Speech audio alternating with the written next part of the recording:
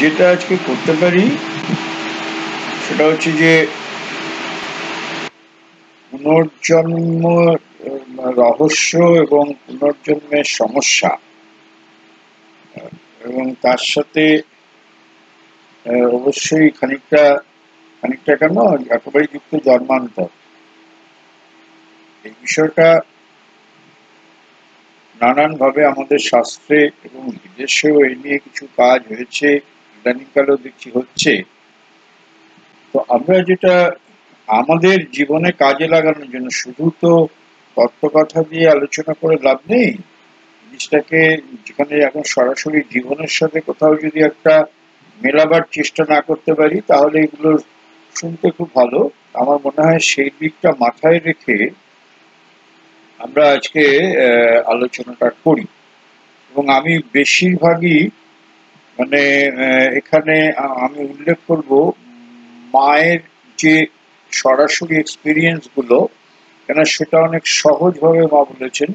এইখানে যেহেতু শ্রী অরবিন্দের ওই প্রবলেম অফ রিবার্থটা আমরা হাতের কাছে নিয়ে আমরা পাঠচক্রের মতো ধরে ধরে আলোচনা করছি না, সুতরাং এখানে মাকে সামনে রেখে এ ব্যাপারে মায়ের যে অভিজ্ঞতা আর আমাদের কিছু কিছু যে সমস্ত সামান্য সামান্য মনে হয়েছে পথ চলতে চলতে, সেটা নিয়ে আমরা আজকে একটু আলোচনা করব। একটা কথা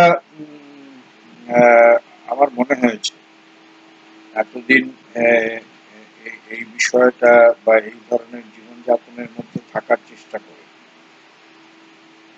যে আমরা প্রত্যেকে বেঁচে থাকি, কিন্তু এই বেঁচে থাকাটাকে বেঁচে থাকা ঠিক বলে না। বেঁচে আছি অথচ বেঁচে নেই, একটা যেন যান্ত্রিকতার মধ্যে আছি। আর দ্বিতীয়ত যদি আর একটা জিনিস বারবার মনে হয়েছে, সঠিকভাবে যদি বাঁচতে হয় তাহলে মৃত্যু সম্বন্ধে আমাদের কিছু প্রাথমিক ধারণা থাকা দরকার। প্রাথমিক ধারণা বলছি, অভিজ্ঞতা বলছি না, ধারণা। ধারণাটা থাকলে তবে আমাদের জীবনযাপন যদি আমরা সচেতন ভাবে করতে চাই তাহলে সেটা সাহায্য করবে। আগেও একটা বোধহয় আলোচনা আমরা করেছিলাম মৃত্যু ও মৃত্যুর পর, একটা ৮ ঘন্টার কোন আলোচনা করেছিলাম, সেটাকে অনলাইভে করেছিলাম নাকি এখানে করেছিলাম, আমি দেখছিলাম সেটা ভিডিওটা আছে, দেখছিলাম কোথায় করেছিলাম আমার খেয়াল নেই। তাহলে কি ও হ্যাঁ হ্যাঁ হ্যাঁ হ্যাঁ হ্যাঁ, একজন প্রশ্ন করেছিল, রাইট। ঠিক ঠিক ঠিক ঠিক। যাই হোক, তো আমরা সেটাকেই একটু অন্যভাবে করি। সেটা হচ্ছে যে আমাদের জীবনটা যেমন এই যে আমরা পেয়েছি প্রত্যেকেই, আমরা যেটাকে বলি জীবন, সেই জীবনের মধ্যে কয়েকটা জিনিস আমরা গ্রহণ করি, যেটা এখানে আমরা যারা আলোচনায় আছি, অংশগ্রহণ করেছি, তারা প্রত্যেকেই কম বেশি জানি আমরা কতগুলো জিনিস গ্রহণ করি। কত বা কয়েকটি সত্তা নিয়েই আমরা, এটা খুব জানা কথা। সেটাও আমাদের একটা মন আছে, আমাদের একটা প্রাণ আছে, আমাদের একটা দেহ আছে, আমাদের অন্তঃপুরুষ আছে, অর্থাৎ আত্মা, এবং আত্মাকে আশ্রয় করে একটা বস্তু বা অস্তিত্ব, সেটা হচ্ছে চৈত্য সত্তা। প্রশ্ন হচ্ছে যে আমাদের পুনর্জন্ম আছে কিনা, আর পুনর্জন্ম মানেই সেখানে জন্মান্তরের প্রশ্নটা আসে। আমরা সাধারণত জানি যে একজন মানুষের মৃত্যুর পর তার সদ্গতির জন্য আমরা শ্রাদ্ধ শান্তি করি। তো শ্রাদ্ধ শান্তি কেন করি সবাই জানি না বোধহয়, বলি আত্মার শান্তির জন্য, আত্মার মুক্তির জন্য আমরা সাধারণত বলি। আত্মার মুক্তির জন্য যে শ্রাদ্ধ শান্তি আমরা বলি যে করি, কথাটা ঠিক নয়। কারণ আত্মার মুক্তি, আত্মা নিত্য মুক্ত, সে কোনো কিছুরই অধীন না, কোনো কোনো কিছুর দ্বারাই সে প্রভাবিত নয়। সুতরাং আত্মার মুক্তি কথাটা একেবারেই ভুল। আত্মা একটা দেহ গ্রহণ করে, সে আবার নিজে থেকে দেহটাকে ছেড়ে দেয়, সেটাকে আমরা বলি মৃত্যু। আত্মার মুক্তির প্রশ্নই নেই। প্রশ্নটা যেটা, সেটা সেটা নিয়ে আমাদের শাস্ত্র বলেছে। আমরা হয়তো আমাদের এই বর্তমান সভ্যতায়, বর্তমান শিক্ষা দীক্ষা সংস্কৃতিতে সেগুলো সব আমরা বিস্মৃত। শুধু আমরা সংস্কারে কতগুলো জিনিস করি। এটা হচ্ছে যে মুক্তিটা যেটা হয় সেটা অন্য কিছু, অর্থাৎ শ্রাদ্ধের যে মন্ত্র, সেটা যদি আমরা কেউ খেয়াল করি, সেইটা যদি আমরা খানিকটা খানিকটা জানি বা পুরো অর্থটাই জানি, তাহলে দেখবো যে আসল জিনিসটা ওখানে বলা আছে, এবং সেটা আমরা জানি না বলে আমরা বলি আত্মার মুক্তির জন্য। আসলে তা নয়। আসলে আমরা যে জীবনে বাস করি, এই জীবনের মধ্যে সাধারণ মানুষের বেশ কিছু আশা আকাঙ্ক্ষা থাকে। আশা আকাঙ্ক্ষা মানে বিষয় আশয়কে আশ্রয় করে কামনা বাসনা, সেগুলো সাধারণ মানুষ, এমনকি সাধারণ মানুষ কেন, সাধক বলতে যা বোঝায়, মানে সিদ্ধ পুরুষ বলছি না, সাধকদের মধ্যে অনেক অ্যাটাচমেন্ট থাকে। মানে যারা অ্যাপ্রেন্টিস বা ভক্ত মহলে তো থাকেই, সাধারণ মানুষের মধ্যে তো প্রশ্নই নেই। অ্যাটাচমেন্ট এত সূক্ষ্ম এবং স্থূল স্থূল সমস্ত অ্যাটাচমেন্ট থাকে, যেগুলোকে আমরা বলি আসক্তি। এক একজন এক এক রকম থাকে। কেউ চায় যে আমার মৃত্যুর পর আমি যেন এই পরিবারেই আমি জন্মগ্রহণ করি, এটা একটা আসক্তি। এই আসক্তিটা ভালো কি মন্দ আমি সে প্রসঙ্গে যাচ্ছি না। আবার কেউ মৃত্যুর আগের দিন পর্যন্ত তার বিষয় আশয়, সে যেটা রেখে গেছে সেটা ঠিকভাবে সংরক্ষিত হবে কিনা, যেগুলো সে তার পরিশ্রম করে অর্জন করেছে, তার ছেলেপুলে নাতি নাতি সঠিকভাবে ব্যবহার করবে কিনা, না নষ্ট করে দেবে, না বারো হুতে খাবে, তার অজস্র মায়া জীবনটাকে ঘিরে, মৃত্যুর আগে পর্যন্ত সেগুলো নিয়ে চিন্তা, ছেড়ে যাওয়ার আগে আমার পর কি হবে, আমি যখন থাকবো না তখন এগুলো কি হবে, এই বাড়িটা, এই সব কিছু, এই বিষয় আশয় স্থাবর অস্থাবর,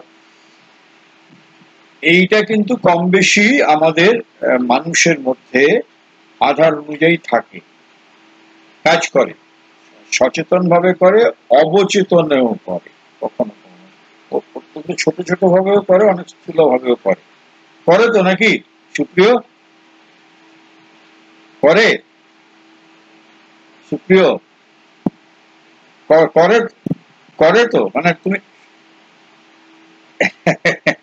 তো তো কার করে না? সুমিতা, সুমিতার করে? আচ্ছা, মিউট করে এবারে আসো না, এবার মানে লাইনে এসো। বলছি বলছি এরকম করে তো নাকি, নাকি করে না? অনেক করে না, না কখনো কখনো খুব কম করে? হ্যাঁ, হয় মানে খুব অবচেতনে হয়, অবচেতনটা বোঝা যায়, অবচেতনে আসে। সচেতনতা হয়তো আসে না খুব একটা বেশি, ধরে নিচ্ছি। অবচেতনে আসে কখনো কখনো, ধরা যায় সেগুলোকে।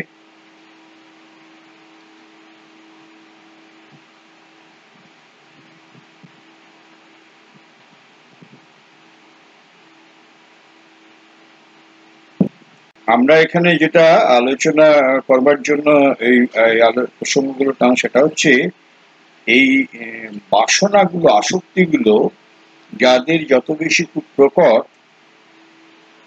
ঠিক মৃত্যুর সময় যদি এটা থেকে যায়, সাধারণ বৈষয়িক লোকেদের তো বেশি থাকে আমরা জানি, বৈষয়িক লোকেদের। আর অন্যান্য যারা ধর্মীয় পথে আছে, ধর্ম কথাটা খুবই ভেগ কথা, প্রকৃত ধার্মিক লোকের সংখ্যা খুব কম, তাদের মধ্যে ওটা আছে। ফলে সেক্ষেত্রে হয় কি, এই যে আমাদের বাসনা সত্তা, যেটাকে যার যে মানে যে সত্তাটার জন্য আমাদের আশা আকাঙ্ক্ষা বাসনা কামনা এগুলো জাগে, সেইটা হচ্ছে শ্রী অরবিন্দ সেটাকে বলেছেন আমাদের প্রাণসত্তা, ভাইটাল। এবং এইটার মধ্যে সেই সমস্তগুলো থাকে যেগুলো আমরা মৃত্যুর আগে রেখে যাচ্ছি। মৃত্যুর আগে পর্যন্ত যেগুলো আমরা করছি তার একটা অস্তিত্ব থাকে, এবং ফলে হয় কি ওই মৃত্যুর পর ভাইটাল সিট, সেটা শ্রী অরবিন্দ খুব পরিষ্কার করে বুঝিয়েছেন, ভাইটাল সিট একটা একটা প্রাণিক অস্তিত্ব, তার একটা অস্তিত্ব আছে। সেই অস্তিত্বটা আমাদের দেহ চামড়া হাড় মাংসের মতো নয়, but it is a seat. তেমনি মেন্টাল সিট, অর্থাৎ আমরা যে মন চিন্তা করি একটা মেন্টাল সিট আছে, মানে সেটা একটা চেহারা নেয়, তার একটা একটা এন্টিটি নেয়, এন্টিটি। সেই এন্টিটিটা খুব ব্যক্তিত্ব সম্পন্ন নয়, কিন্তু খুব লুজ এন্টিটি,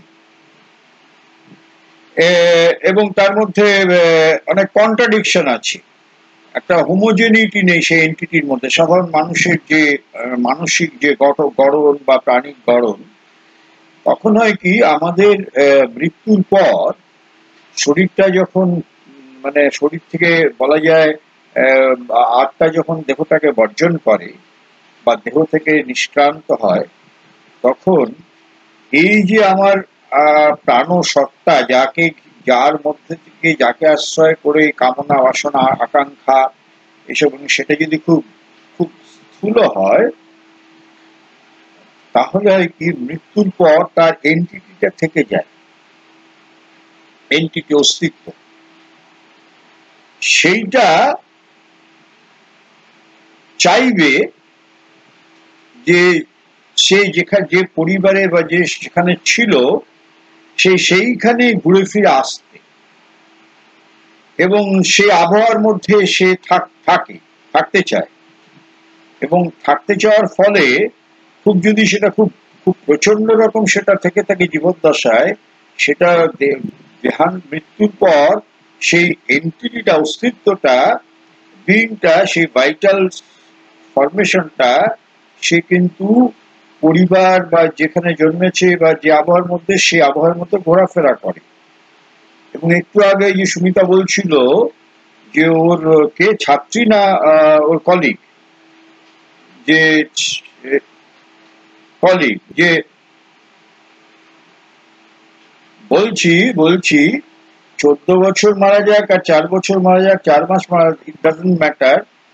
বলছি যে এই ধরনের কিন্তু অনেকেই কিন্তু বলে, এবং সেটার একটা অন্যতম কারণ হতে পারে, একটাই হয় হ্যালুসিনেশন হতে পারে, মেন্টাল হ্যালুসিনেশন, যেটা মেন্টাল ফরমেশন থেকে সৃষ্টি হয়, এবং সেটা এখানে কোনটা সেটা বলা মুশকিল।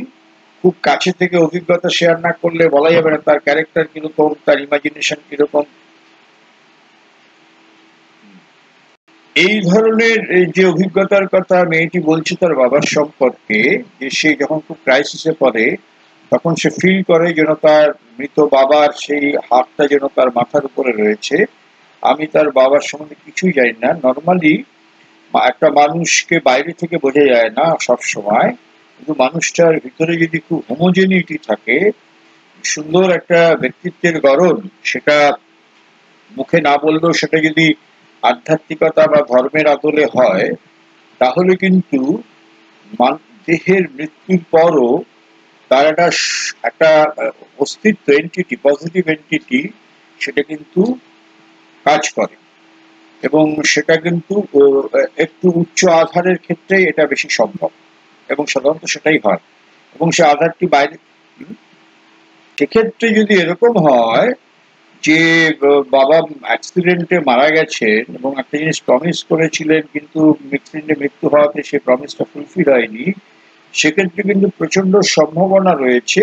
মানে কাছে থেকে আরো ডিটেল জানা গেলে বলা যায়, শ্রী অরবিন্দ বাবা এই নিয়ে যে বিস্তৃত আলোচনা করেছে বা মৃত্যু নিয়ে যে সমস্ত কাজগুলো একটু একটু হয়েছে, তাহলে আরো বেশি বলা যায়। তবে মোটামুটি ভাবে একটা সম্ভাবনার কথা বলা যায় ওই যে আনফুলফিলড কমিটমেন্ট, যেটা বাবা কমিট করেছিল, সেই কমিটটা আনফুলফিলড রয়ে গেছে, এবং মেয়ের প্রতি তার যে একটা টান, এটা কিন্তু একটা ভাইটাল লিঙ্ক, এবং সেইটা কিন্তু ঘুরে ফিরে তার অস্তিত্ব, তার উপস্থিতি কিন্তু বোঝা যায়। এবং সেই জন্য আমাদের স্বার্থ শান্তিতে কিন্তু এই মন্ত্রগুলো যথেষ্ট অকারলি খুব সাইন্টিফিক, যে সেই আবহাওয়া থেকে প্রাণিক যে সত্তার যে অস্তিত্ব, তার যে অ্যাটাচমেন্ট টু ফিজিক্যাল ওয়ার্ল্ড, সেইটা থেকে তাকে রিলিজ করে দেওয়ার জন্য, সেই যাতে এই আবহাওয়া মণ্ডলে বারবার সে ঘুরে ফিরে না আসে, না থাকে, রিলিজ করার জন্য কিন্তু এই মন্ত্রগুলো খুব জরুরি। এবং শ্রাদ্ধের তাৎপর্য কিন্তু তাই, সঠিকভাবে তখন রিলিজ হয়ে গেলে সে ভাইটাল, ওয়ার্ল্ড অফ ভাইটালের সাথে মিশে যায়। ওয়ার্ল্ড অফ ভাইটাল যেটা প্রাণিক স্তর শ্রী অরবিন্দ যেভাবে আমাদের বুঝিয়েছেন, সে ওয়ার্ল্ড অফ ভাইটালে সে চলে যায়, মিশে যায়।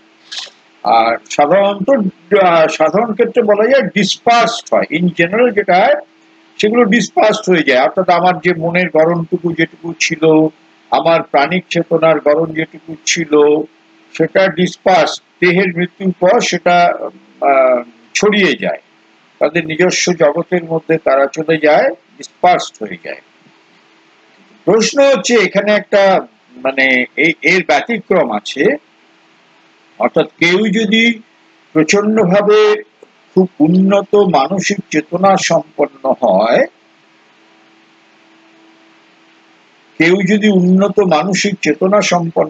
এবং সে যদি মনের একটা খুব সুন্দর একটা সাধনা করে থাকে, সেটা হচ্ছে আধ্যাত্মিক অর্থে নাও হতে পারে, কিন্তু তার মনের যে চিন্তা, সে যদি একজন যদি খুব ফিলোসফার হয়, বা একজন বৈজ্ঞানিক হয়, বা কোনো একজন সঙ্গীতজ্ঞ হন, অর্থাৎ তার নিজস্ব একটা মনের জগতে, সঙ্গীতজ্ঞের ক্ষেত্রেটা অন্যরকম, মনের জগতে যদি তার একটা সত্যি একটা রিজু কোনো ডেভেলপমেন্ট হয়ে থাকে, এবং তার মধ্যে যদি হোমোজেনিটি থেকে থাকে, অর্থাৎ সে মনটা অনেক কন্ট্রাডিকশন, আপাত স্ববিরোধী মন নয়, একটা খুব স্পষ্ট লক্ষ্য কেন্দ্রিক সেই মনটা যতদিন বেঁচে ছিল সে কাজ করেছে, মনের একটা উন্নতি, মনকে আশ্রয় করে একটা চিন্তার গড়ন তৈরি করা, তাদের ক্ষেত্রে কিন্তু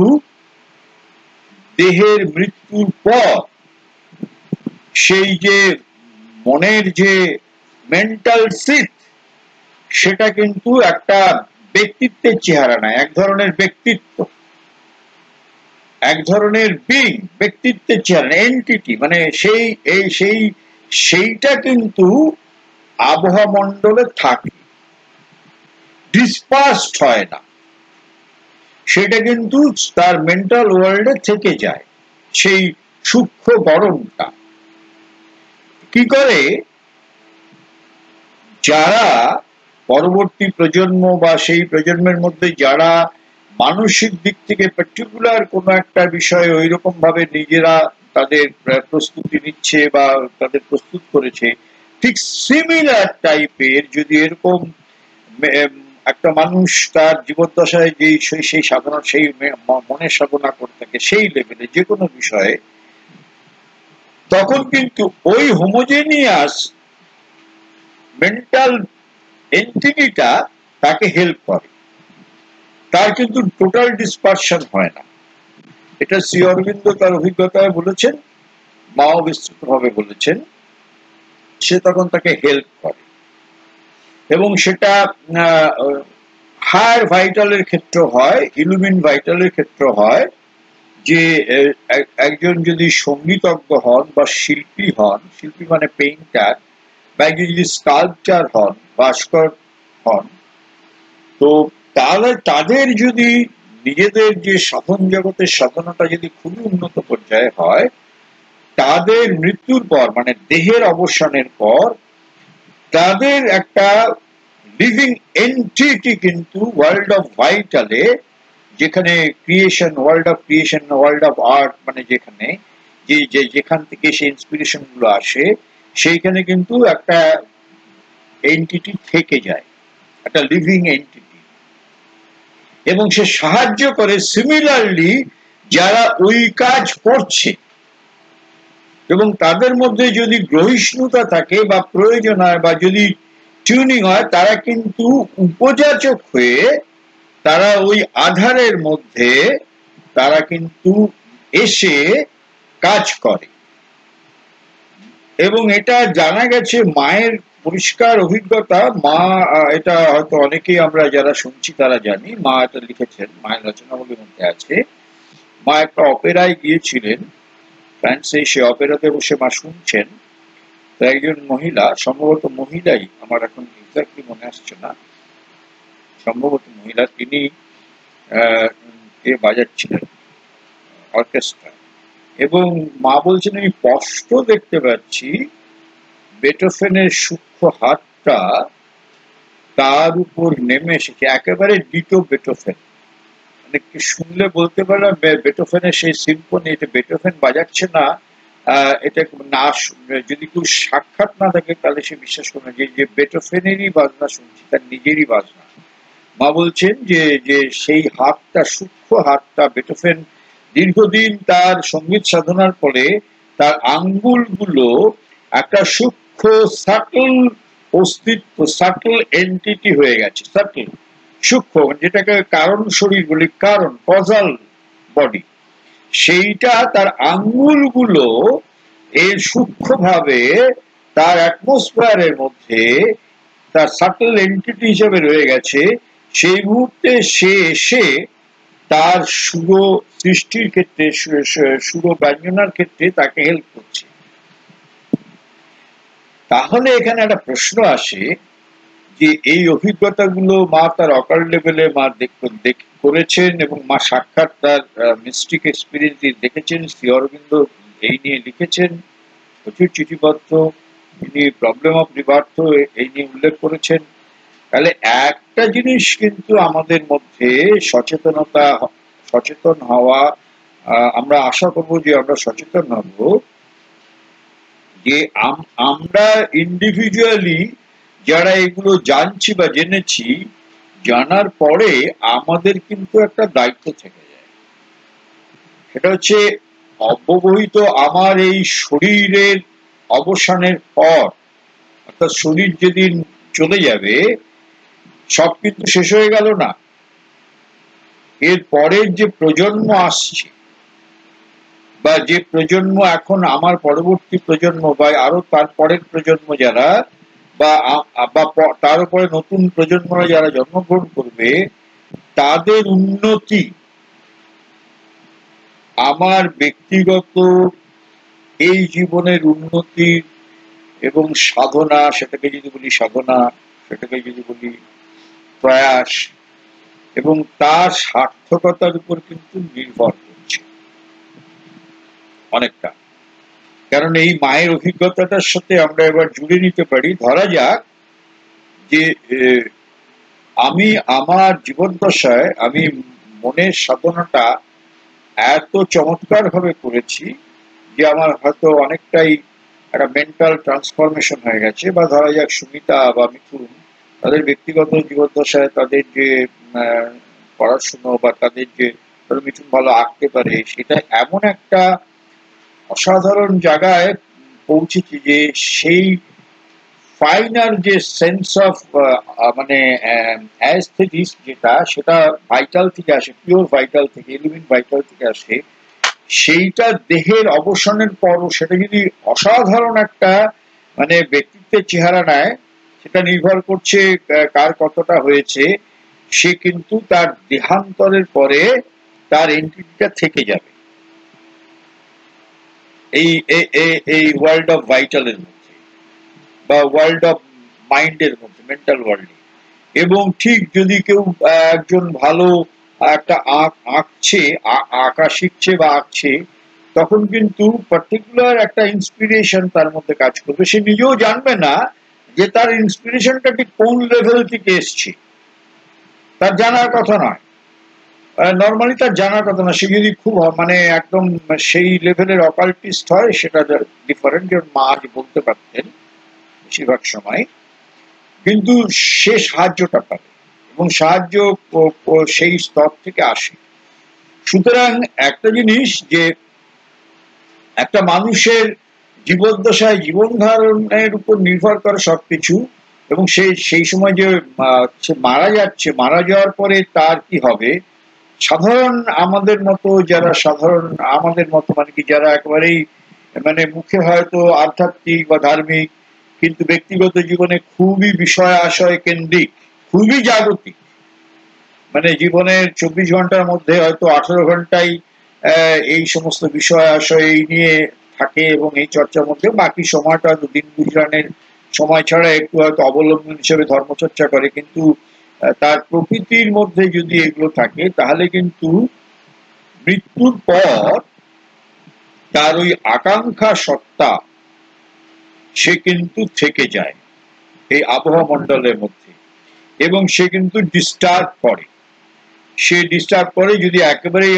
আটপৌর জীবন হয়, তার অ্যাটাচমেন্ট আসক্তির জন্য সে বারবার আবহাওয়া মণ্ডলের মধ্যে ফিরে ফিরে ঘুরে ঘুরে আসবে, এবং তাকে রিলিজ করার জন্য তখন এই শ্রাদ্ধ শান্তি করতে হয়। চার্চে ওরা ওদের মতো করে আমি দেখেছি, মুসলিমরাও কি করে আমি জানি না, খুব আমার এই নিয়ে অভিজ্ঞতা নেই যে মৃত্যুর পর ওরা কি ধরনের কি করে বা কি আছে, আমার জানা নেই এটা। তো সুতরাং এইটা কিন্তু হয়। আবার বিপরীত দিক থেকে একজন যদি খুব সুন্দর সাধকোচিত জীবন, সাত্ত্বিক জীবন, আধ্যাত্মিক জীবন যাপন করেন, তাহলে কিন্তু তার মৃত্যুর পর তার মানে আমি খুব দায়িত্ব নিয়ে বলছি, আমি যেটুকু বুঝেছি, তার কিন্তু এই তথাকথিত স্বার্থ শান্তির যে প্রয়োজনটা থাকে না, আধার এত উন্নত যে ঠিক তার রিলিজ হয়ে যায়, তার মেন্টাল সিড ভাইটাল সিড এরকম সাফার করে না, হয় সে তার যদি সুন্দর একটা এন্টিটি সে অস্তিত্ব লিভিং এন্টিটি করতে পারে সেটা থেকে যাবে after his or her death, আর না হলে তো সে তার ভাইটাল ওয়ার্ল্ডে মেন্টাল ওয়ার্ল্ডে সে মিশে যাবে, হ্যাঁ, আর তার সাইকিক ওয়ার্ল্ড, তার যে অন্তঃপুরুষ, তার চৈত্য পুরুষ, সে যে সেই আবার সে বিশ্রামে চলে যাবে তার দেহের অবসানের পর, দেহের মৃত্যুর পর। সুতরাং এইটা কিন্তু আমাদের বুঝতে হবে। আর এখানে একটা বড় সাংঘাতিক কথা, এর প্রসঙ্গক্রমে বলি, না বলে পারছি না খুব বলবার জন্য, সেটা হচ্ছে মা একটা কাজ করেছেন, মা নিজের স্টেটমেন্টে আছে, যেটা মাকে যেদিন প্রথম আলজেরিয়াতে মাদাম তো দেখেছিলেন, মাদাম তো ছিলেন বিশ্বের সর্বকালের সর্বশ্রেষ্ঠ অকাল্টিস্ট। মিস্টার তেও আর মাদাম তো আসল শক্তিটা মা বলছেন ওর স্ত্রীর কাছে ছিল, মাদামের কাছে। তো মাদাম তেও যেদিন প্রথম মা ওই শিখতে যান গুহ্যবিদ্যাটা, যখন প্রথম সাক্ষাৎকারের দিনকে অব্যবহিত পরের দিন, আমার এক্স্যাক্টলি এই সময়টা মনে আসছে না, মাদাম তেও দুটো জিনিস মাকে বলেছিলেন, মাকে দেখা মাত্র, শ্রীমাকে, যে তুমি জানো তুমি কে? তোর মা বলেছিলেন না আমি জানি না, তবে আমার বারবার মনে হতো যে না আমি এই জগতের নই, এরকম একটা মনে হতো, আমি যেন একটা আদার ওয়ার্ল্ডে, আমার মধ্যে একটা ফিলিংস। তখন মাদাম তেও হাত দিয়ে বলছেন, আঙ্গুল দিয়ে দেখিয়ে হাতটা উঁচু করে এরকম করে, যে তুমি হচ্ছে সে, তুমি হচ্ছে সে মানে you are that, you are that মানে হচ্ছে দ্যাট দি ডিভাইন মাদার, স্বয়ং জগৎ জননী। তখন মা তাকে বিস্মিত হয়ে জিজ্ঞেস করলেন যে সেটা তুমি কি করে বুঝলে? তখন মাদাম তেও মাকে বলছেন যে আমাদের শাস্ত্রে আছে, এবং যেটা আছে সেটা আমি এই মুহূর্তে দেখতে পাচ্ছি। কি দেখতে পাচ্ছেন? মার মাথার উপরে 12টা ডায়মন্ড জলজল করছে একটা মুকুটের মতো, এরকম ত্রিভুজের মতো। তো মাদাম তেও বলছেন যে আমাদের গুহ্য বিজ্ঞানে বলা আছে যে যদি কোনো মানবীর মাথার উপরে এরকম সাটল একটা সূক্ষ্ম দর্শন হয়, তাহলে বুঝতে হবে যে সেই আধারেই স্বয়ং জগৎজননী নেমে এসেছেন। তো এই মুহূর্তে আমি সেটা দেখতে পাচ্ছি। তো মাকে আর কি কনফার্ম করে দিলেন। মা তখন বললেন যে মাদামকেও আমাকে জানিয়ে দিলেন যে আমি কে। তারপরে মাদাম তো মাকে আর একটা কথা বলেছিল, মোস্ট সিগনিফিকেন্ট আমাদের পক্ষে, এবং যদি এটা যদি অন্যেরা শুনে তাদের পক্ষে। মা বলছেন তুমি, মাকে বলছেন তুমি আর একটা কাজ করার জন্য পৃথিবীতে এসেছো। সেটা হচ্ছে পৃথিবীর যে কোনো প্রান্তরে যে কোনো মানুষ মৃত্যুর সময় যদি সে সঠিকভাবে অ্যাসপায়ার করে, আস্পৃহা করে, যে একটা সুন্দর আস্পৃহা মৃত্যুর সময় অ্যাসপিরেশন করে জগৎ জননীর উদ্দেশ্যে বা ভগবানের উদ্দেশ্যে, তার জন্য সঠিক মুক্তি হয় বা এটসেট্রা এটসেট্রা, সেটা ডিটেলস মাদাম তো মাকে বলেননি। মাদাম তো একটা জিনিস বুঝিয়েছে, সঠিক যদি কেউ আস্পৃহা করে মৃত্যুর অব্যবহিত আগে,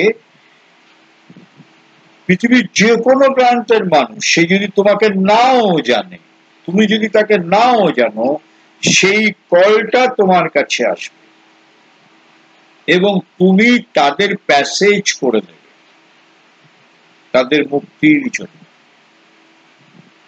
মৃত্যুর পর যে সাফারিংস হয়, যে প্যাসেজ গুলোতে বাধা পায়, আমরা শাস্ত্রেও করেছি সেগুলো সত্যি, সেই প্যাসেজটা তুমি করে দেবে। তোমার কাছে অমনি তক্ষুনি সে ডাক এসে পৌঁছবে। সে যদি তোমাকে নাও চেনে, তুমিও যদি তাকে নাও জানো, সে কলটা তোমার কাছে আসবে and you will do that, এবং সেই কাজটা করার জন্য এবার তুমি এসেছো। তো আমরা কি এটা জানি? যেখানে যারা শুনছি এখানে আমরা এটা জানি, অনেকেই নিশ্চয়ই জানি, তাই তো নাকি? হ্যাঁ মিঠুন, জানো তো এটা? হ্যাঁ মিঠুন, জানো? মিঠুন, মিঠুন জানে? হ্যাঁ, আমরা আলোচনায় সেইটাই আবার ফিরে যাই। সেটা হচ্ছে যে সুতরাং মা এই কাজটা করার জন্য এসেছে, এবং মা পরে কনফার্ম করেছেন যে মৃত্যুর পর যে জায়গাগুলো, যে প্যাসেজগুলোতে, মানে প্যাসেজগুলো পাস করে, মানে আত্মা তার জায়গায় স্ট্রেট মানে পৌঁছে যাবে, এবং অন্যান্য যে মেন্টাল ভাইটাল ওয়ার্ল্ডের যে সাফারিংস গুলো, সেইগুলো থেকে সহজে মুক্তি হবে। এবং এর জন্য কতগুলো জোন আছে, অকাল জোন, এবং সেগুলো মায়ের আগে পর্যন্ত সেই জোনগুলোর ছিল একটু অবিন্যস্ত। মা সেইটাকে একেবারে তার অকাল্ট ওয়ার্ক করে মা সেই প্যাসেজটাকে সরাসরি করে দিয়েছে। আমরা বলতে পারি বাইপাস। বাইপাস মানে যে রাস্তাটা হয়তো পৌঁছতে ডেস্টিনেশনে 20 কিলোমিটার রাখতো, অনেক সময় নিয়ে, অনেক কাঠখড় পুড়িয়ে পৌঁছতে 20 কিলোমিটার, বা হয়তো বোঝার সুবিধার জন্য বলছি 3 দিন লাগতো, বাইপাস করে সেটা 4 কিলোমিটারে চলে এসছে, এবং কোনো সেই রাস্তার মধ্যে কোনো প্রতিবন্ধকতা নেই। মা এটা নিজে করে দিয়েছেন। সুতরাং যারা এই নর্মালি মৃত্যুর পর যে সাফারিংসটা নর্মালি হয়, মার এই কাজটার ফলে কিন্তু সেটা মানুষ আজকে পৃথিবী জানে না, আজকে মানুষ পৃথিবী জানে না, মা কিন্তু সেই কাজটা পৃথিবীর মানুষের অজান্তেই সেই কাজটা করে দিয়েছে বাই হিজ অকাল্ট পাওয়ার। এবং মার কথার মধ্যে, মার উক্তির মধ্যে সেই কনফার্মেশন আছে, লেখার মধ্যে। এবং মা এক জায়গায় বলছেন যে যেখানে এতদিন পর্যন্ত কেউ যাওয়ার সাহস করেনি, এত দুর্গম সেই ঊর্ধ্বে সূক্ষ্ম জগৎ, এত টেরেন, টেরেন মানে খুব দুর্গম, মানে প্রবেশ করা দুঃসাধ্য, আমি সেইখানে গিয়ে গিয়ে সেই দুর্গম জায়গায় গিয়ে গিয়ে সেগুলোকে অর্গানাইজ করে দিয়েছি যেন সুন্দর মানে অর্গানাইজ পায়রার খোপের মতো। এভরিথিং ইজ নাও অর্গানাইজ, যেটা আগে অসম্ভব ছিল, কেউ সেইখানে যায়নি, এটা মায়ের লেখার মধ্যে একদম আছে। So mother has done a lot for the world and humanity. বিশেষ করে মানুষের মৃত্যুর পর যে অবস্থার সম্মুখীন হয় সেটাকে মা কত সহজ করে দিয়েছেন, এবং যে মানুষ মৃত্যুর সময় মাকে জানুক বা না জানুক, যদি তার সত্যিকারের আস্পিয়া হয় তার ভবিষ্যৎ জীবন সম্পর্কে বা তার ব্যক্তিগত মুক্তির সম্পর্কে, তাহলে তাকে যাতে আর সাফারিংস না নিতে হয়, যেটার জন্য শ্রাদ্ধ শান্তি করে, মা সেইখানে কলটা মায়ের কাছে পৌঁছে যায়, মা রিলিজ করে দেন, মানে যেন হাতে তুলে তাকে তুলে নেন। এটা একদম কনফার্মেশন আছে, এবং সে তার প্রথম ইঙ্গিতটা মাকে মাদাম তেও সেদিন দিয়েছিলেন আলজেরিয়াতে, যে তুমি এই কাজটা করার জন্য এসেছো। এইবারে যেটা আমরা এখন আলোচনা করব সেটা হচ্ছে যে তাহলে আমাদের এখন বর্তমান জীবনটা সম্বন্ধে একটু ভাবার নিশ্চয়ই সময় এসেছে, বা হয়তো অনেকেই ভাবছি, যারা ভাবছি না এখন ভাববো, যে আমার প্রাণিক সত্তাটা, যেটা আমার যে আকাঙ্ক্ষা সত্তা, বা যে সত্তাটা আকাঙ্ক্ষা সত্তার ঊর্ধ্বমুখী দিকটা হচ্ছে যেটা, যেখান থেকে আসে প্রেম, প্রীতি, অনুরাগ, সৌহার্দ্য, হ্যাঁ, সৌন্দর্যবোধ, বা মহত্তম সমস্ত আবেগ, কল্পনা, যেখান থেকে world of music, world of art, world of literature, কাব্য, প্রতিভা, সেই ভাইটালটাকে, সেই আমার প্রাণসত্তাটাকে আমাকে কিন্তু গুছিয়ে তুলতে হবে, এবং তাকে সুন্দর করে তাকে অর্গানাইজ করতে হবে। যে আমার যদি সেটা অব্যবস্থিত থাকে, তা আমাকে নিজের দিকে তাহলে তাকাতে হবে যে আমি সারাদিন আমার প্রাণসত্তাটা কি ধরনের চিন্তা, কি ধরনের আবেগ, কি ধরনের বাতাবরণের মধ্যে, কি ধরনের কার্যকলাপের মধ্যে নিবিষ্ট থাকে, তার ইনভলভমেন্টটা কি। এবং এটা কিন্তু একটা সেলফ অবজারভেশন, আত্মনিরীক্ষণ, এবং করে আমার প্রাণের যে শুদ্ধতা সেই দিকে কিন্তু নজর দিতে হবে, এবং এটা একেবারে নিজের কাজ।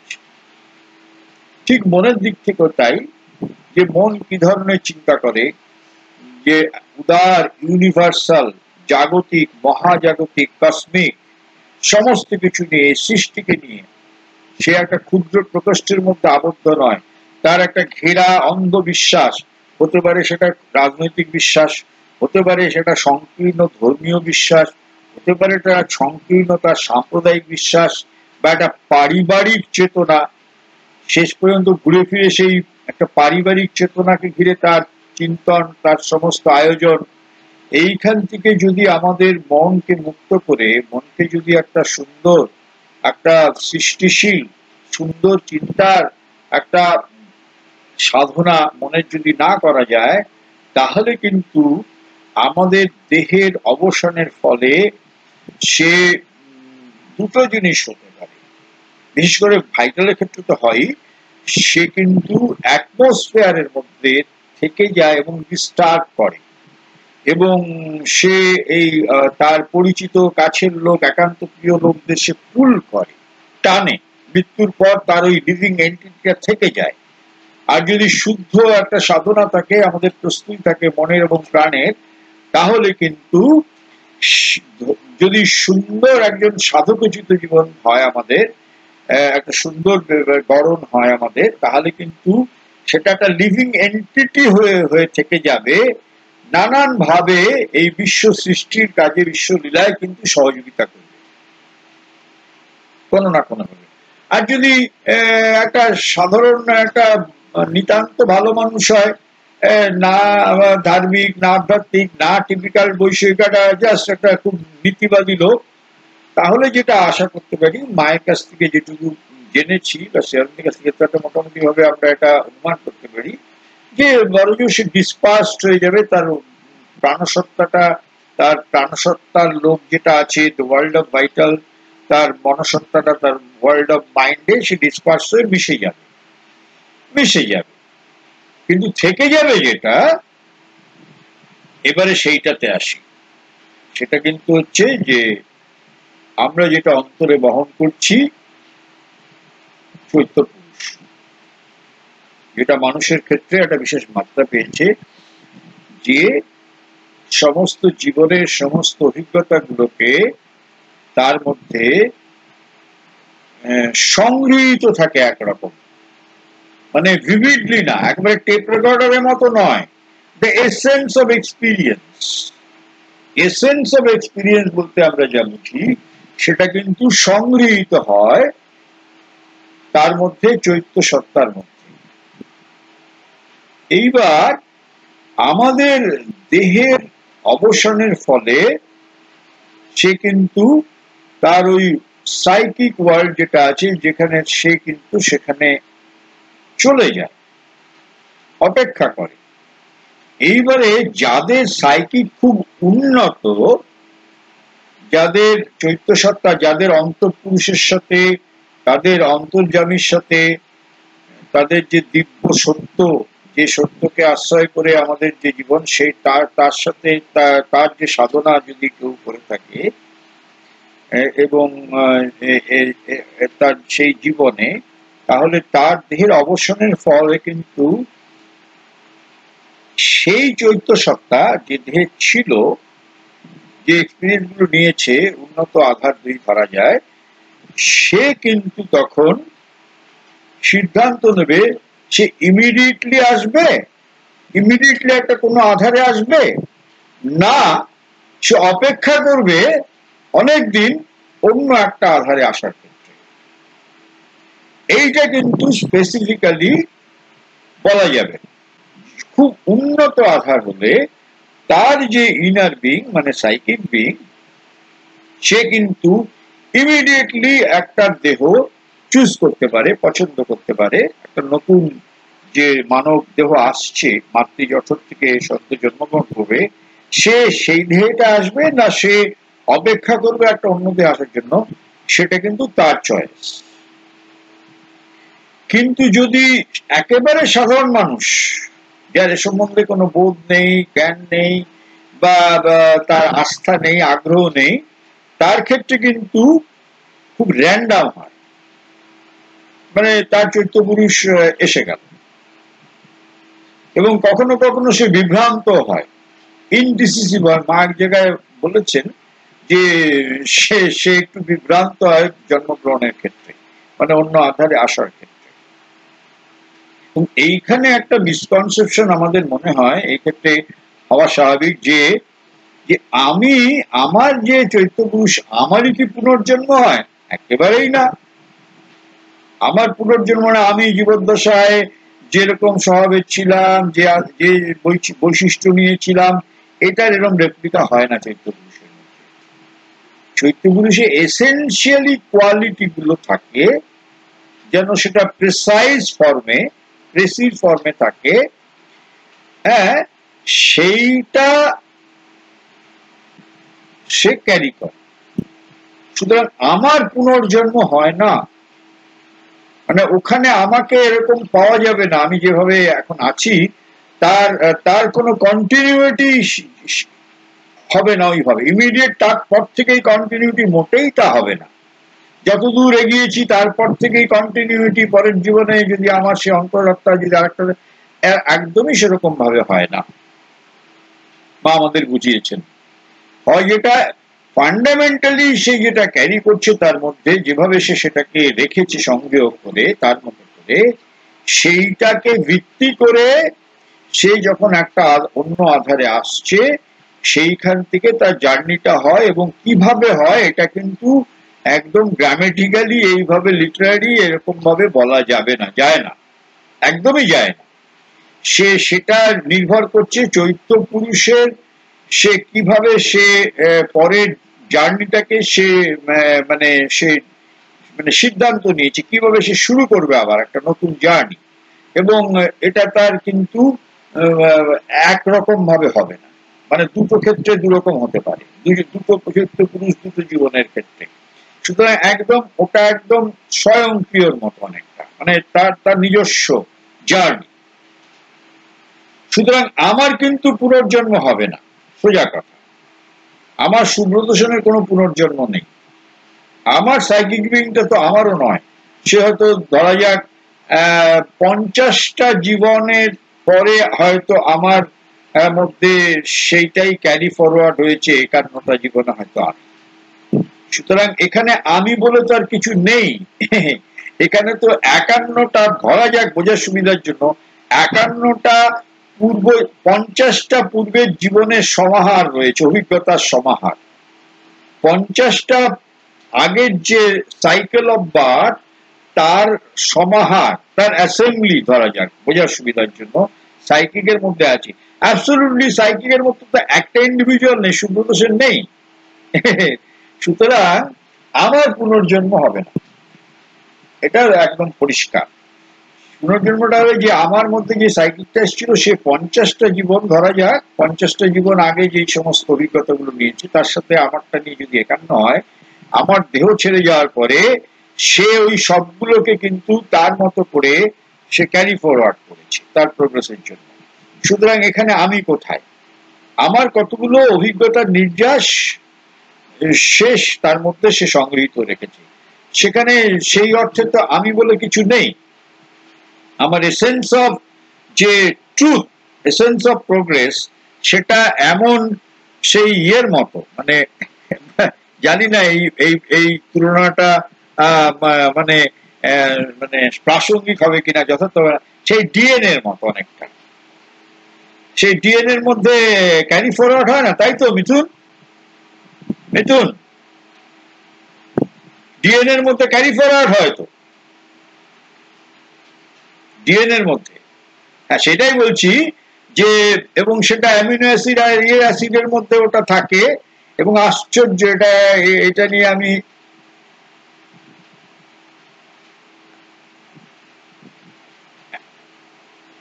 এক্স্যাক্টলি সেটাই বলছি।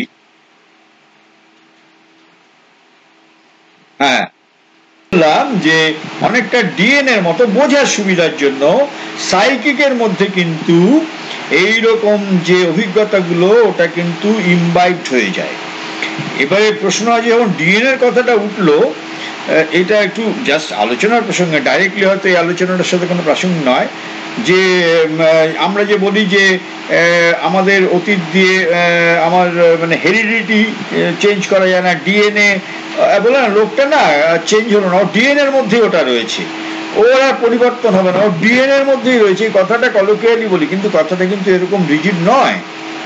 একটা মানুষ যদি প্রপারলি এনভায়রনমেন্ট পায়, তার কনসাসনেস থেকে সে যদি আপলিফ্ট করতে পারে, তার ডিএনএ এর যে ক্যারেক্টারিস্টিক্স যেটা মেকানিক্যালি হয়তো আসতো, সেইটাকে কিন্তু ডিএনএ চেঞ্জ হয়। এবং এটা আমি আজ থেকে 15 বছর আগে গবেষণাপত্রে বলেছি, by the change of consciousness DNA এর মধ্যে যেটা আছে সে কিন্তু এটা চেঞ্জ করতে পারে। আমরা কি জানি যে শ্রী অরবিন্দের যে ওয়েস্ট কোমর, তিনি তার যৌগিক সাধনা দিয়ে সেটাকে তিনি চেঞ্জ করেছিলেন, মানে চেঞ্জ হয়েছিল। সুতরাং মানে ডিএন, শ্রী অরবিন্দের যে কোমরের পোর্শনটা, তার যে গঠনটা, সেটা পরবর্তীকালে চেঞ্জ হয়েছিল, মানে মানে তার যে মানে বেডটা, বেড মানে, এবং এই জন্য মা বলেছেন যে অ্যাবসলিউটলি হেরিডিটি, ব্লাইন্ড হেরিডিটি বলে কিছু নেই। যেটা খুব মানে ভাইটাল সেটা হচ্ছে এনভায়রনমেন্ট কনসাসনেস, দুটো মেন ক্রাইটেরিয়া, যেটা দিয়ে তার যে তার বংশানুক্রমিক যে ধারা, তার যে প্রবণতা, সেটা চেঞ্জ হয়ে যায়। সুতরাং এখানে এনভায়রনমেন্ট এবং কনসাসনেস কিন্তু ভাইটাল। সেক্ষেত্রে ডিএনএও কিন্তু শেষ কথা নয়, ডিএনএ যে রেপ্লিকা হবে হুবহু সেটাও শেষ হয়, এবং এটা প্রমাণিত এখন। তো যাই হোক, আমরা ফিরে আসি, সময় বেশি নেব না। আমি দেখছি কেটে ছেটে প্রায় 1 ঘন্টার কাছাকাছি চলে এসছে। তো 1 ঘন্টাই হয়েছে। তো আমরা সময় নেব না, আমরা এটা শেষ করি। সুতরাং সাইকিকের সম্বন্ধে কিন্তু আমাদের একটা অন্তত একটু সজাগ হওয়া উচিত যে আমি চলে যাব, কিন্তু আমার চলে যাওয়াটা কিন্তু শেষ হলো না। আগামী সভ্যতা বা আগামী প্রজন্ম যারা আসবে তারা কিরকম হবে তা কিন্তু আমার এই ব্যক্তিগত আজকের জীবনটার উপর নির্ভর করছে। আজকের আমার ব্যক্তিগত জীবনের কোয়ালিটির উপর নির্ভর করছে আগামী নতুন প্রজন্ম যারা আসবে। মানে আমি শুধু আমার একার গল্প বলছি না, এই ধরনের ইন্ডিভিজুয়ালদের এখন তারা যে ধরনের জীবনযাপন করছি, সে আধ্যাত্মিক হোক অনাধ্যাত্মিক হোক, সে রাজনীতিবিদ যেই হোক, তাদের কোয়ালিটি অফ লাইফ ফান্ডামেন্টালি তাদের essential character of consciousness, development consciousness, আর বাইরের যে ব্যবহারিক জীবন সেটা খুব গৌণ ক্ষেত্রে তারা কোশ্চেন অফ বিকামিং এর ক্ষেত্রে কি, সেটার উপর কিন্তু নির্ভর করছে যে আমাদের মৃত্যুতে শেষ হয়ে যায় না, আমার পরবর্তী প্রজন্ম যারা আসছে তাদের কি হবে। সুতরাং আমার হাতে কিন্তু রয়েছে আমার পরবর্তী প্রজন্মের কোয়ালিটি, মানে তার যদি বলি ভাগ্য, এক বোঝানোর সুবিধার জন্য বলছি ভাগ্য, আসলে ভাগ্য বলে কিছু নয়, ভাগ্যটা অন্য জিনিস, যে তার কোয়ালিটি কিরকম হবে সেটা কিন্তু নির্ভর করছে।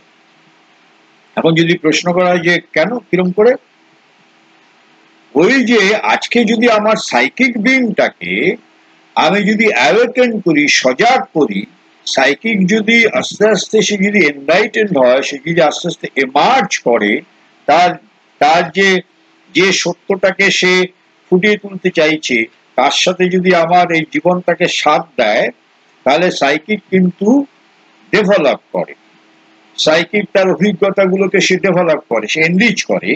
এবং যখন আমার শরীরটা চলে যাবে, আমার এই সাইকিকটা যে আগে 50টা জীবন জার্নি করেছে ধরে নেওয়া যাক, এইটা নিয়ে 51টা, সে তখন যখন আর একটা শরীরে আসবে, এই শরীরে আমি যে ধরনের প্রস্তুতি বা প্রোগ্রেস করেছি সেটা কিন্তু নির্ভর করবে পরের প্রজন্ম যে কোনো একটা আধারে যদি এই সাইকিকটা আসে সে কতখানি সে উন্নত। কেন এই জীবনের যদি সাধনা যদি খুব উন্নত না হয় সেটা তো ক্যারি ফরওয়ার্ড হবে না। আর সেই সাইকিকটা যখন অন্য একটা আধারে আসবে, সে প্রবেশ করবে তার জার্নির জন্য, সে তো আগের জীবনে খুব ভালো এক্সপিরিয়েন্স গ্যাদার করেনি। সুতরাং সেই সাইকিকটার যে ফান্ডামেন্টাল তার যে মানে প্রস্তুতি, সেটা নেগলেক্টেড যদি হয় তাহলে কিন্তু আমার পরবর্তী প্রজন্মের ক্ষেত্রে কিন্তু এটা অ্যাফেক্টেড হবে বলা যায়। মানে এটা কিন্তু মা কোথাও বলেননি, মানে ঠিক এইভাবে এটা কিন্তু আমি বহুদিন এটা নিয়ে ভাবনা চিন্তা করে এর মধ্যে দিয়ে গিয়ে এটা কিন্তু আমি খুব দৃঢ় বিশ্বাস এটা হওয়া সম্ভব। তো হ্যাঁ, মানে যেটা ঠিকই যে যদি খুব উন্নত সাইকিক হয়, সে কিন্তু শরীর ছেড়ে যাওয়ার পরে সে কিন্তু ইমিডিয়েটলি পরবর্তী আধার মানে নির্বাচনের ক্ষেত্রে সে কিন্তু ভীষণ রকম সে মানে যদি বলি দ্বিধাহীনতা সে চয়েস করতে পারবে না, একটা রাইট আধার, মানে যে আধারের মধ্যে সে তাকে কিন্তু হয়তো অপেক্ষা করতে হতে পারে। আবার আবার আবার মা মা আবার মার জার্নিটা তো আরো ডিটেলস করেছেন তার অকাল্টিয়েতে, সেটা শিববিন্দু স্বীকার করেছেন যে তার থেকে মায়ের অভিজ্ঞতাটা অকাল লেভেলে প্রেসিশন লেভেলে অনেক বেশি। মা আবার এক জায়গায় বলছেন যে সাইকিক যদি এবারে ভেবে থাকে খুব ধরা যাক উন্নত আধারে, মানে তার এবারে জার্নিটা তার এবারে সাধনাটা খুব হয়েছে এবং সাইকিকটা অনেকটাই অ্যাপেন, এবার দেখা গেল এই জীবনে সাইকিক একদম জাগতিক বা কোনো একটা বিষয়ে তার অভিজ্ঞতাটা একেবারেই হয়নি। ধরা যাক বোঝার সুবিধার জন্য মা যেরকম বলেছেন সেটাকে, যে আমার হয়তো বুদ্ধি চর্চা, জ্ঞানের চর্চা, আমার ফেলো ফিলিং, আমার লাভ সবই আছে, কিন্তু আমার সেন্স অফ অ্যাস্থেসিসটা, নান্দনিক দিকটা আমার খুব ডেভেলপ হয়নি এই জীবনে। অর্থাৎ আমি ওটাকে স্বীকার করেছি ইন্টেলেকচুয়ালি, কিন্তু আমার কাজকর্মের মধ্যে, আমার শহরের মধ্যে, আমার রিলেশনশিপের মধ্যে সেই নান্দনিক দিকটা খুব একটা ফুটে ওঠেনি, বা খুব সঙ্গীতের দিকে আগ্রহ ধরা যাক। এখন সাইকিকের যদি মনে হয়, মার কথাটা আমি বলছি, সাইকিক যদি বলে নেক্সট লাইফে আমি এই নান্দনিক দিকটা আমি আমার এক্সপিরিয়েন্স নেওয়া দরকার, সাইকিক কিন্তু ওরকম একটা এনভায়রনমেন্ট খুঁজবে। মানে এনভায়রনমেন্ট খুঁজবে মানে সেই এনভায়রনমেন্টটা হচ্ছে এই, ধরা যাক বোঝার সুবিধার জন্য, হয়তো যে মায়ের গর্ভে আসবে সেই মা হয়তো সঙ্গীত শিল্পী, বা মা হয়তো খুব ভালো পেন্টার, বা মা হয়তো একজন ভালো ভাস্কর। মা যেভাবে বলছেন তাতে কিন্তু এইটা দাঁড়ায় যে সাইকিক যদি তখন ডিটারমিন করে যে আমি এই এক্সপিরিয়েন্সটা এই জীবনে আমার ইনকমপ্লিট, আমার মানে অ্যাস্থেটিক লাইফটা আমি জার্নি করিনি, ওটা আমার নেগলেক্টেড থেকে গেছে, আমি নেক্সট লাইফে এইটাকে আমি ডেভেলপ করবো বা এরকম একটা এক্সপিরিয়েন্স নেবো, তখন কিন্তু সে ওই রকম একটা আধারে আসবে। যেমন মা একটা উদাহরণ দিয়েছেন একটা জায়গায়, যে যে সাইকিকটা একজন রাজার জীবনে ছিল, এবারে সে সাইকিক দেখলো যে এই লাইফ অফ এ কিং খুব প্রোটোকল, মানে কোথাও যাওয়া যাবে না, চায়ের দোকানে চা খাওয়া যাবে না, যত্রতত্র আড্ডা মারা যাবে না, কারণ তার প্রোটোকল আছে। তো একটা কিং তো আর মেলামেশা করতে পারে না সাধারণ মানুষের মতো, তার তো কতগুলো প্রোটোকল আছে, বিধিনিষেধ আছে, সিকিউরিটি আছে। এবার সাইকিক মা বলছেন, এবারে এই জীবনের থেকে সাইকিকের জন্য হাঁপিয়ে উঠেছে। উফ, মানে এত বাধা ধরা জীবন, একটা বর্ণময় জীবন ঠিকই একটা রাজার, তখন সাইকিক তখন চাইলো যে নেক্সট লাইফে আমি একটা বন্ধনহীন উদার জীবনের মধ্যে আসব। সে কিন্তু এখন অতি সাধারণ ঘরে তার এক্সপিরিয়েন্সের জন্য, একটা উদার খোলামেলা স্বাধীন জীবনের এক্সপিরিয়েন্সের জন্য অতি সাধারণ ঘরে জন্ম নিতে পারে। সেটা হতে পারে দরিদ্র চাষির ঘরে হতে পারে, বা দরিদ্র মজুরের ঘরে হতে পারে, দরিদ্র ব্রাহ্মণের ঘরে হতে পারে, কিন্তু জন্ম নিলেও তার কিন্তু কোয়ালিটি অফ লাইফটা কিন্তু ডেভেলপড হবে। যদি ওই রাজার জীবনের কোয়ালিটি অফ লাইফটা আগের জীবনে ডেভেলপ হয়ে থাকে, সে এসেনশিয়ালি কিন্তু ওটা ক্যারি করে। হ্যাঁ, সুতরাং আমরা মোটামুটি বুঝলাম যে আমাদের এই জীবনটা সম্পর্কে আমাদের যেভাবে আমাদের শিক্ষা দীক্ষা, পারিবারিক সংস্কার এবং পরিমণ্ডল আমাদেরকে প্রভাবিত করে, এটা একেবারেই মানে একটা খুব মানে স্থূল একটা উদ্দেশ্যবিহীন একরকম জীবন। সে আমরা ধর্ম করি বা না করি, কিন্তু আসল মিনিং অফ লাইফটা কিন্তু খুব পারপাসফুল, এবং আমাদের পৃথিবীতে এভলিউশনারি জার্নিতে আসাটাই হচ্ছে তাই। এবং একটা গ্র্যান্ড প্ল্যানের মধ্যে লক্ষ লক্ষ বছরের সৃষ্টির বিবর্তনের মধ্যে মানুষকে আনা হয়েছে। এই গ্র্যান্ড প্ল্যান এবং জার্নি এভলভ করবে, একটা মানুষ থেকে আর একটা মানুষ এভলভ করবে, যে এভলিউশনটা অন্য কোনো স্পেসির মধ্যে হবে না। তো আজকে আমি বিস্মৃত হয়ে গেছি, আজকে আমরা বিস্মৃত হয়ে গেছি, কিন্তু এই বিস্মৃত হয়ে যাওয়ার অর্থই হচ্ছে কিন্তু সাফারিং। যত বিস্তৃত হব হাতে কলমে কাজে সচেতনতায়, যত বিস্তৃত হব আমরা কিন্তু তত ভিকটিম হব সাফারিংস আমাদের। এবং আজকে হোল হিউম্যানিটিতে দেখতে পাচ্ছি তো এই লকডাউন নাকি আরো 2 মাসের জন্য বাড়বে। একটা মানে সিচুয়েশন অফ আনসার্টেনিটির মধ্যে মানুষ পড়ে গেছে। মানুষ যে জগৎটা সৃষ্টি করেছে তারই তো এটা এন্ড রেজাল্ট, তারই তো এটা পরিণাম। এবং সেটা যে কালকে যে সেখান থেকে আমরা বেরিয়ে আসবো তার কোনো গ্যারান্টি নেই। কালকে যদি আমরা অভিজ্ঞতা না নিই, কালকে যদি আবার নতুন করে ভুলে গিয়ে আবার সেই পুরনো জীবন যাপন করি, আবার আমাদের জন্য একটা অভিশাপ, একটা ফ্যাটাল, একটা বিপর্যয় প্যান্ডেমিক অপেক্ষা করে থাকবে, যতদিন না পর্যন্ত আমরা সেখানে যাচ্ছি। এবং নেচারের এইটাই ধারা যে তুমি করছো না, তোমাকে তুমি যে করেছো আবার একটা দেখো সমস্যা, এবং সেখান থেকে তোমাকে আবার একটা ইঙ্গিত দেওয়া হচ্ছে তুমি এখান থেকে বেরো। সুতরাং আজকে আমরা যারা এই জীবনে আছি তাদেরকে ভাবতে হবে জীবনটা এরকম জীবন নয়। এবং আমরা যে মৃত্যু হয়ে যায় শ্রাদ্ধ শান্তি করি, আমার নাতি নাতনি ছেলেপেলেরা করবে একটা প্রথা ক্রমে, সংস্কার ক্রমে, এর পিছনে গভীরতর উদ্দেশ্য আছে। সুতরাং এটার সম্বন্ধে সজাগ থাকা, এবং যে আলোচনাগুলো আজকে করলাম আমরা নিজেরা সেটা ক্যারি করব, সেটাকে নিয়ে আমরা চলবো, এটা নিয়ে ভাববো। প্রয়োজনে আমরা যারা একটু জানতে চাই, বুঝতে চাই, শেয়ার করব। যত শেয়ারিং হবে একটা কালেকটিভ কনসাসনেস ডেভেলপ করবে, একটা কালেকটিভ বাতাবরণ তৈরি হবে। কারণ আজকে আমরা যে সমাজের মধ্যে, যে শিক্ষা ব্যবস্থার মধ্যে ঢুকে পড়েছি, একটা সম্পূর্ণ বিপরীত আবহাওয়া। মুখে যতই বলি আমরা ধার্মিক, আর ব্যবহারিক জীবনে কিন্তু আমরা সম্পূর্ণ একটা স্থূল বিপরীত আবহাওয়ার মধ্যে আমরা জীবনযাপন করি, অ্যাক্ট করি, আমাদের সমস্ত আদান প্রদান একটা বিপরীত। মানে সেইখান থেকে যদি ফিরতে হয়, তাহলে কিন্তু আমাদের জীবন, আমাদের জীবনের মধ্যে যা আছে, জীবনের পর যে যাকে বলে মৃত্যু, মৃত্যুর পরে যে আবার একটা জীবন, এই ধারাবাহিকতা সম্বন্ধে কিন্তু আমাদের কোথায় একটা বেসিক সচেতনতা অন্তত জানা দরকার। তারপরে আমরা সেটাকে নিয়ে যার যেরকম আগ্রহ, আমরা সেইটাতে লক্ষ্য রেখে, চেতনাটাকে কেন্দ্রীভূত রেখে প্রতিদিন প্রতি মুহূর্তে জীবনযাপন করার চেষ্টা করব। এবং এই জীবনযাপনের মধ্যে কোনো বৈরাগ্য নেই, কোনো সন্ন্যাস নেই, সমস্ত কিছু এই জীবনের মধ্যে করা যাবে, কিন্তু with much care and love. আরো বেশি ভালো করে সেটাকে করতে হবে এবং পারপাসফুলি করতে হবে। এই হচ্ছে আমাদের দায়িত্ব। তাহলে অনেকটাই হলো আজকে আমাদের। হ্যাঁ, ঠিক আছে, তাহলে